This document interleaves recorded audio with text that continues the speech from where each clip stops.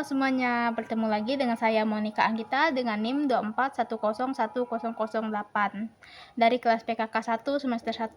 Nah, pada pertemuan kali ini kita akan membahas resum dan rangkuman pertemuan 1 materi ilmu sosial dasar.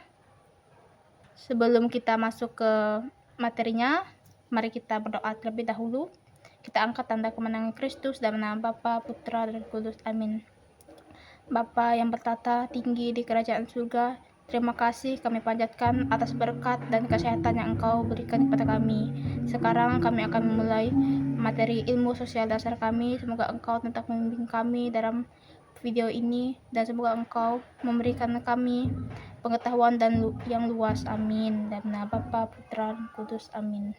Nah, teman-teman, resume dan rangkuman pertemuan pertama ini kita membahas ilmu sosial dasar. Apa sih itu ilmu sosial dasar? Nah, ilmu sosial dasar adalah ilmu yang mempelajari fenomena sosial yang terjadi di dalam masyarakat. Ilmu sosial dasar ini merupakan gabungan dari berbagai disiplin ilmu sosial seperti sejarah, sosiologi, ekonomi, geografis, dan antropologi. Ilmu sosial dasar dapat berfungsi sebagai landasan yang membantu untuk memahami diri sendiri dan orang lain dalam konteks sosial. Contoh fenomena sosial yang terjadi di Indonesia pada saat ini yaitu kedatangan Bapak Suci Paus Fransiskus ke Indonesia yang menjadi kedatangan Paus untuk yang ketiga kalinya dalam sejarah Indonesia. Fenomena sosial yang juga terjadi dalam sistem pendidikan Indonesia yaitu penggunaan sistem kampus merdeka sehingga para mahasiswa harus mampu mengoptimalisasikan pembelajaran yang digunakan pada saat ini.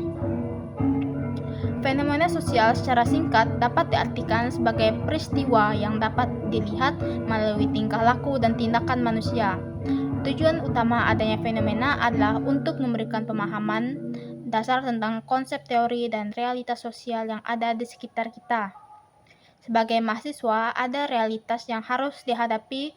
Untuk menghadapi realitas tersebut, kita harus mempersiapkan diri dengan sebaik-baiknya dan seoptimal mungkin. Nah, ilmu sosial dasar bisa juga dikatakan sebagai alat pembedah, tetapi bukan sebagai pisau, melainkan sebagai pembedah untuk melihat realitas sosial yang menjadi perantara atau pondasi bagi pemahaman lebih lanjut tentang bidang-bidang ilmu sosial dasar seperti sosiologi, antropologi, ekonomi, politik, dan psikologi sosial. Nah, teman-teman, selanjutnya kita akan membahas aspek-aspek utama yang ada dalam ilmu sosial dasar. Aspek yang pertama yaitu manusia sebagai makhluk sosial. Manusia sebagai makhluk sosial artinya makhluk yang memiliki kebutuhan dengan cara berinteraksi dengan manusia lain. Kita sebagai makhluk sosial harus mengenal lingkungan sekitar kita, dan kita juga harus mengenal terlebih dahulu anggota keluarga kita. Jangan sampai kita meninggalkan ciri-ciri kita sebagai makhluk sosial dan menjadi makhluk individualis yang sulit beradaptasi. Kemudian yang kedua, struktur sosial, yaitu dapat diartikan sebagai suatu tingkatan yang ada dalam masyarakat. Ada struktur sosial sendiri dapat dilihat dalam ruangan kelas. Contohnya, ruangan kelas PKK 1 yang di dalamnya pasti ada terbentuk pengurus-pengurus kelas seperti ketua, wakil ketua, sekretaris, bendahara, dan perangkat-perangkat kelas lainnya. Kemudian, yang ketiga ada kebudayaan. Budaya mempengaruhi perilaku dan cara berpikir individu, serta bagaimana budaya dipertahankan dan ditransmisasikan dari suatu generasi ke generasi. Contohnya, dalam misa bersama Paus Fransiskus, doa umatnya menggunakan unsur kebudayaan seperti pakaian daerah, pengucapan menggunakan bahasa daerah. Gereja memasukkan unsur-unsur kebudayaan ke dalam liturgi dengan tujuan mempengaruhi perilaku dan cara berpikir individu. Kemudian yang keempat, ada perubahan sosial. Secara singkat, perubahan sosial adalah proses peralihan yang memberikan perubahan dalam tata kehidupan bermasyarakat. Faktor-faktor yang menyebabkan perubahan dalam masyarakat seperti teknologi, ekonomi, dan interaksi antar budaya.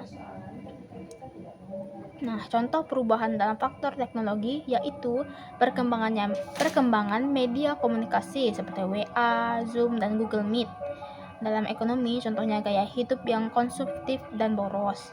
Dan dalam interaksi antar budaya, contohnya saat kita agama Katolik yang beribadah, maka dalam satu gereja pasti akan ada orang dengan budaya yang berbeda-beda, sehingga di dalam gedung gereja tersebut pasti akan terjadi interaksi antara budaya yang berbeda-beda pula. Nah, yang kelima atau yang terakhir yaitu masalah sosial adalah kondisi masyarakat yang tidak seimbang, sehingga berdampak pada kehidupan masyarakat. Konflik sosial yang sering muncul dalam masyarakat seperti kemiskinan, yaitu sering terjadinya kesenjangan sosial di dalam masyarakat, dalam ketidakadilan yaitu ketidaksetaraan gender, dalam konflik sosial yaitu konflik antara pemerintah dan rakyat, dan masih banyak konflik lainnya.